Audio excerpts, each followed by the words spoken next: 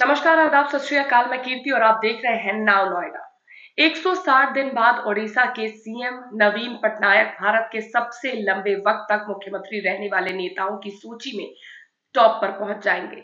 अब तक ये रिकॉर्ड सिक्किम के मुख्यमंत्री पवन कुमार चामलिंग के नाम पर दर्ज है। हालांकि पटनायक को ये रिकॉर्ड तोड़ने के लिए 2024 का चुनाव जीतना होगा।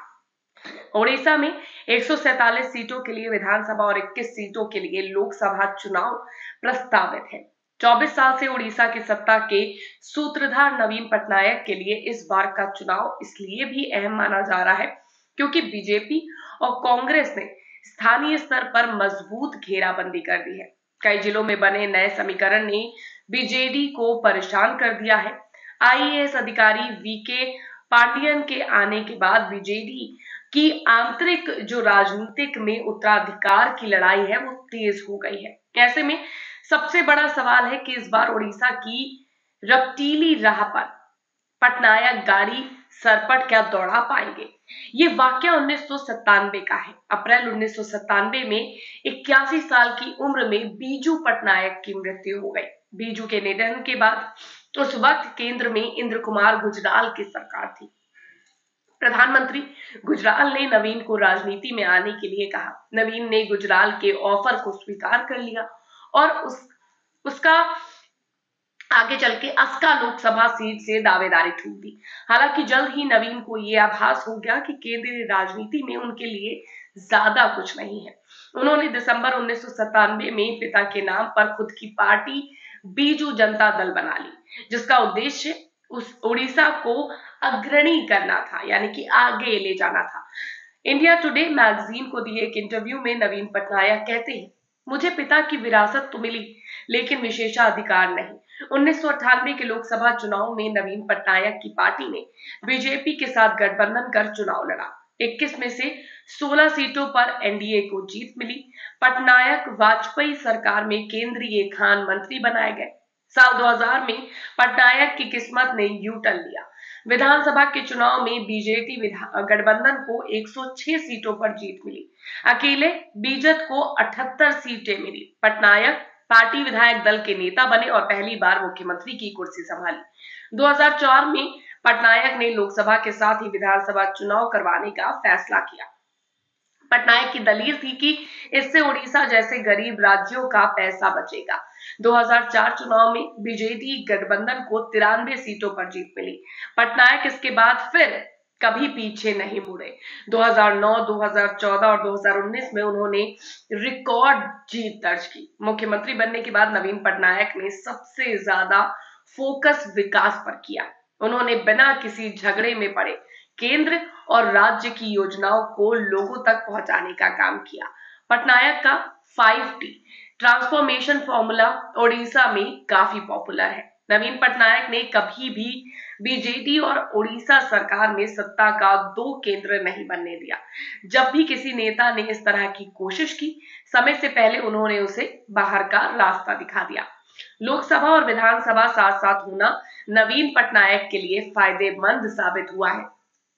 पटनायक की पार्टी लोकसभा में कई बार फिसड्डी साबित हुई है, लेकिन विधानसभा चुनाव में हर बार उसने रिकॉर्ड जीत हासिल की। इतना ही नहीं, जिन जगहों पर लोकसभा में उसे हार भी मिली, यानी कि वो हारे भी, वहां विधानसभा में बीजेपी ने बम्पर जीत दर्ज की।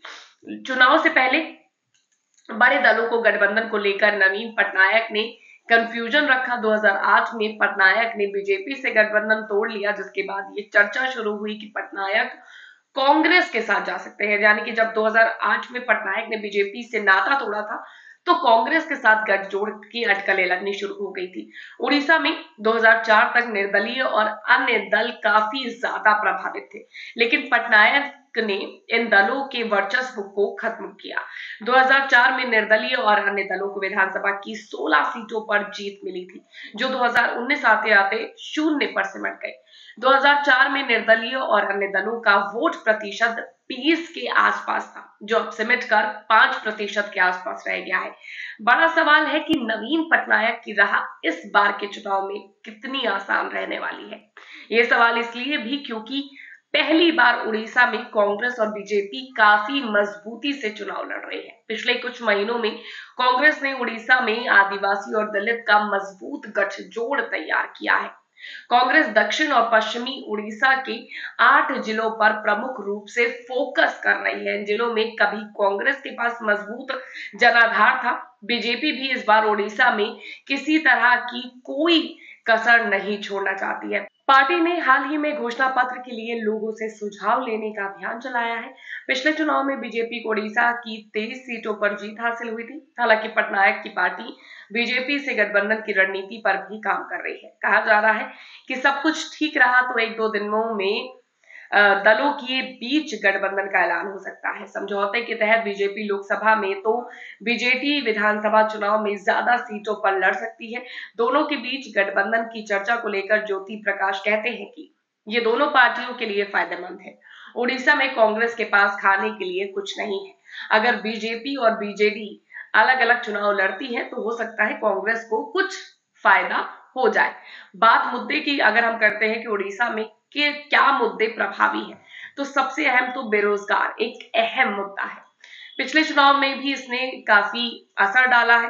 कांग्रेस के मुताबिक 30 लाख लोग रोजगार की तलाश में उड़ीसा से पलायन कर गए। राज्य में कृषि संकट भी लोगों के लिए बड़ा मुद्दा है। राज्य के 6 में से 5 क्षेत्र तटीय हैं और यहाँ के किसान मानसून पर ही निर्भर है। समय समय पर चक्रवात आने की वजह से कई बार खड़ी फसलें ही तबाह हो जाती हैं। तो ये अहम मुद्दे हैं और ये अहम समीकरण है जो हमने आपको समझाया।